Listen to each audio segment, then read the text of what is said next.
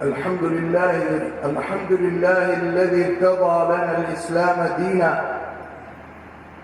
وشرع خير شريعة وأسناها، حماها وأيدها بالحجج الساطعة والبراهين القاطعة فشيدها وقواها.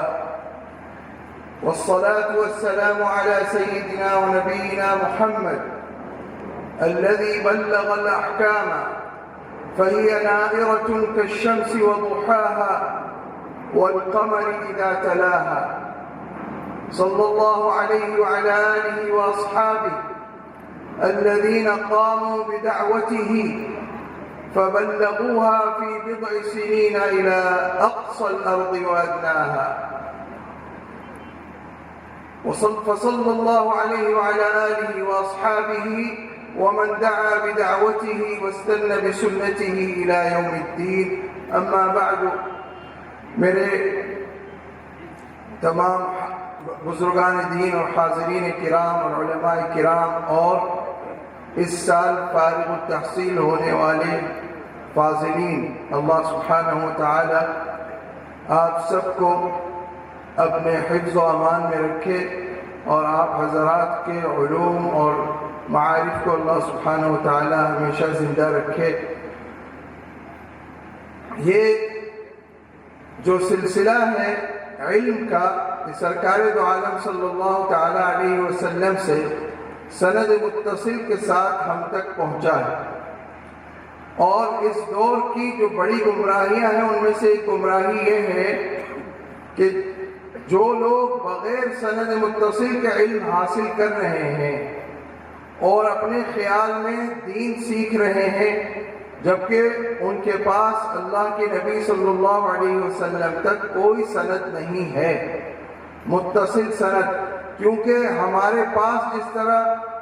قرآن و حدیث کے علوم کے الفاظ پہنچے ہیں، اسی طرح معانی بھی ساتھ ساتھ پہنچے ہیں۔ جہاں پر صرف الفاظ ہوں اور معانی خود ساختہ ہوں یا اپنی فہم پر کوئی شخص انحصار کرے سلف صالحین سے کٹ کر اور محدثین اور فقہاء اور مفسرین سے کٹ کر جو شخص اپنی فہم پر اور اپنی سمجھ پر اعتماد کرے وہ امت کو بھی گمراہ کرتا ہے اور خود تو گمراہ ہوتا ہی ہے۔ تو اللہ سبحانہ و تعالی نے مدینہ منورہ کو مرکز بنایا پورے عالم کی ہدایت کا۔ ایک عرب شاعر کہتا ہے، انا المدینة من فی الکون یجہلنی ومن تراہ درا عنی وما شغلا، ظل المجد طفلا فی مدرستی حتی تخرج عالما رجلا۔ مدینے کی زبان سے اس نے کہا کہ میں مدینہ ہوں، کوئی ہے جو مجھے نہ جانتا ہو۔ بزرگی خود میرے مدرسے سے پڑھ کر نکلی، مدینہ کہہ رہا ہے کہ بزرگ نہیں، بزرگی خود میرے مدرسے سے پڑھ کر نکلی، حتی تخرج عالما رجلا۔ تو میرے دوستو، مدینہ مہبط الوحی ہے، اور مدینہ سے پورے عالم میں صحابہ کرام اس دین کا پیغام لے کر پہنچے، اور تمام پوری دنیا میں صحابہ کرام رضوان اللہ علیہم اجمعین نے چند برس میں علم کو اور فقہ کو اور تفسیر کو زندہ فرمایا۔ حضرت عمر رضی اللہ تعالی عنہ نے حضرت عبداللہ ابن مسعود رضی اللہ تعالی عنہ کو جو بھیجا تھا کوفہ میں علم دین سکھانے کے لیے، تو فرمایا تھا اہل کوفہ سے کہ مجھے عبداللہ ابن مسعود کی بہت ضرورت ہے، لیکن میں نے ایثار سے کام لیتے ہوئے ان کو تمہارے پاس بھیجا ہے۔ چنانچہ حضرت عمر رضی اللہ تعالیٰ عنہ نے جب وہاں کوفہ کے وہ علمی حلقات اور فقہی حلقات دیکھے تو فرمایا کہ عبداللہ ابن مسعود نے چند برس میں کوفہ کو علم سے بھر دیا ہے، کوفہ کو علم سے بھر دیا ہے۔ ابھی مجھ سے پہلے حضرت مفتی زبیر اشرف عثمانی دامت برکاتہم جو بتا رہے تھے کہ ہمارے اکابر میں کس طرح کتنے کٹھن حالات میں اس علم کو باقی رکھا۔ آج یہ مدارس دینیہ جو ہے جس کی بنیاد رکھی اس بر صغیر میں ہمارے اکابر نے، جو بنیادی 2 مدرسے قائم فرمائے، ایک دارالعلوم دیوبند، دوسرا مظاہر العلوم سہارنپور، پھر ان دونوں مدارس کی شاخیں پورے بر صغیر میں نہیں بلکہ پورے عالم میں پھیل گئی۔ وہ دارالعلوم دیوبند جس کی بنیاد جب رکھی گئی تو ایک استاد اور ایک طالب علم ایک انار کے درخت کے نیچے بیٹھ گئے۔ اخلاص تھا، زہد تھا، تقویٰ تھا، یہ 3 صفات تھی۔ آج دنیا کا کوئی خطہ ایسا نہیں ہے جہاں دارالعلوم دیوبند کے انوارات نہ پہنچے ہوں۔ تو بنیادی چیز یہی ہے، جہاں یہ 3 چیزیں پائی جائیں گی، اخلاص کہ اقوال و اعمال میں اخلاص ہو، اور نمبر 2 زہد فی الدنیا۔ زہد فی الدنیا سے کیا مراد ہے؟ کہ دنیا کو مقصد نہ بنائے، کسی بھی اپنے دینی خدمت کا مقصود دنیا نہ ہو، اور تیسرا کیا ہے کہ تقویٰ ہو، گناہوں سے اجتناب ہو، اور اللہ سبحانہ و تعالیٰ کی خشیت دل میں ہو۔ حضرت عبداللہ بن مسعود رضی اللہ تعالیٰ عنہ نے فرمایا کفا بخشیت اللہ علما، فرمایا کہ خشیت الہی علم کے لیے کافی ہے۔ یعنی اگر خشیت الہی دل میں ہے تو تھوڑا علم بھی کافی ہے، اور اگر خشیت الہی دل میں نہیں ہے تو کتنی ہی ورق گردانی کر لے انسان، جب تک خشیت پیدا نہ ہوگی اللہ کی نظر میں اس کا شمار علماء میں نہ ہوگا۔ اور پھر دیکھیے ہر دور میں حکومتیں کوشش کرتی رہیں کہ دینی مدارس کی خصوصاً جو نصاب تعلیم ہے وہ ہمارے نہج پر ہو جائے، یعنی دنیا دارانہ نہج پر، جہاں سے وہ لوگ تیار ہوں جو خادم القرآن و سنت نہ ہوں بلکہ ایک ملازم اور جاب کرنے والے اور حکام کی ہاں میں ہاں ملانے والے، اور ہر غلط پالیسی کے لیے دلائل گھڑنے والے، اس طرح کے لوگ ان کو مطلوب ہیں۔ اس لیے نصاب میں ہمیشہ تبدیلی کی کوششیں کی جاتی ہیں، تو اور کبھی اس کو لالچ بھی دی جاتی ہے کہ امداد دی جائے گی مدارس کو۔ حضرت والد صاحب رحمۃ اللہ علیہ اس کا ایک لطیفہ سناتے تھے، اس سے متعلق فرماتے تھے کہ ایک مرتبہ بلی جو ہے چوہے کے پیچھے بھاگی، تو چوہا جو ہے وہ بل میں گھس گیا، تو اس کی دم ہاتھ آ گئی، تو دم ٹوٹ گئی، تو بلی کہہ رہی تھی کہ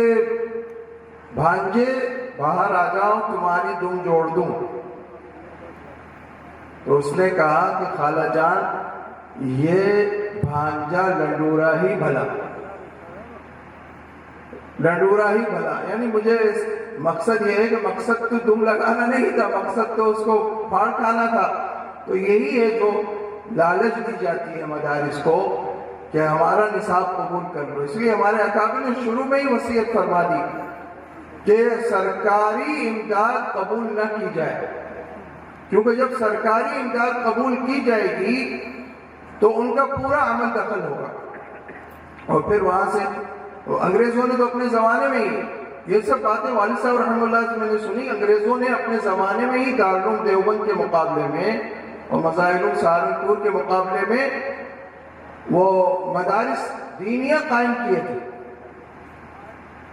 اور وہاں سے علماء جو نکلتے تھے ان کو جو ڈگری ملتی تھی اس کا نام تھا افضل العلماء۔ تو افضل العلماء جو غیر مسلم سے ڈگری لیتا تھا اس کے پاس ڈگری ہوتی تھی افضل العلماء۔ تو اور ہمارے اکابر جب ڈگری دیتے ہیں، سند دیتے ہیں، تو فرماتے ہیں کہ کبھی بھی خود کو عالم مت سمجھنا، کبھی بھی خود کو عالم مت، افضل العلماء تو بہت دور کی بات ہے، اور کبھی خود کو عالم بھی مت سمجھنا، ہمیشہ طالب علم ہی رہنا، اور حقیقت ہی تاج ہمیں آخر ہم طالب علم ہیں۔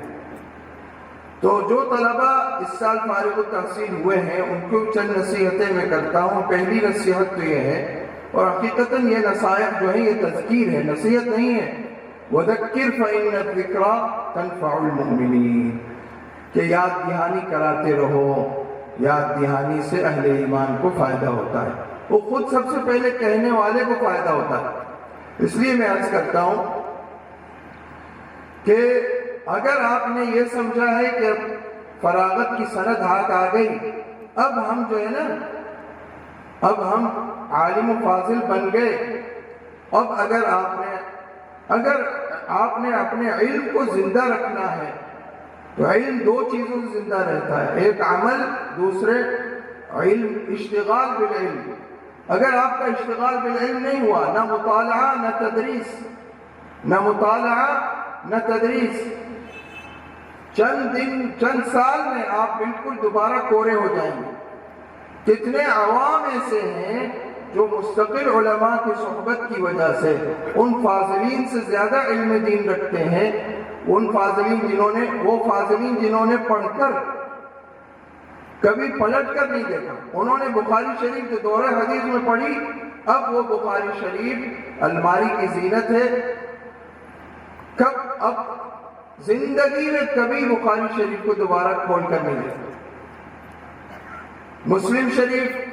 سنن ابی داؤد، سنن نسائی، سنن ابن ماجہ، دیگر کتب حدیث جو پڑھی دورہ حدیث میں، وہ تو اس لیے پڑھائی گئی تھی کہ آپ کے اندر قابلیت اور صلاحیت پیدا کی گئی ہے کہ اب دورہ حدیث کے بعد آپ تاعمر ان کتابوں سے استفادہ کریں، مطالعہ کریں، تدریس کریں، تصنیف کریں، تاکہ آپ کا علم جو ہے باقی رہے۔ تو علم کی بقا کے لیے مطالعہ بہت ضروری ہے، ذوق علم بہت ضروری ہے، ورنہ علم بہت غیرت والا ہے، علم دل سے نکل جاتا ہے جب دیکھتا ہے کہ انسان اس سے روگردانی کر رہا ہے۔ تو علم کو باقی رکھنے کے لیے مطالعہ اور اس کے لیے اور کچھ تصنیفی مشغولیت بھی ہونی چاہیے، بڑوں کی سرپرستی میں، اپنے بڑوں کی سرپرستی میں۔ یہ نہیں کہ انسان اپنی نئی نئی تحقیقات پیش کرنا شروع کر دے، کیونکہ آج کل یہ بھی ایک بیماری ہے کہ ہر ایک جو ہے وہ محقق العصر بننا چاہتا ہے، اور اپنے بڑوں کی سرپرستی کے بغیر اور ان کو دکھائے بغیر اپنا کام شروع کر دیتے ہیں، جس کی وجہ سے پھر فتنے وجود میں آتے ہیں۔ تو بڑوں کی سرپرستی میں کام ہے۔ دوسرے یہ کہ تمام اکابر کا یہ معمول رہا کہ رات کے آخری تہائی حصے میں جاگنا، عبادت کرنا، اللہ کے سامنے مناجات، ابتہال، تضرع، خشوع، انابت، یہ ہمارے تمام اکابر کا معمول رہا۔ تو اگر طالب علم جس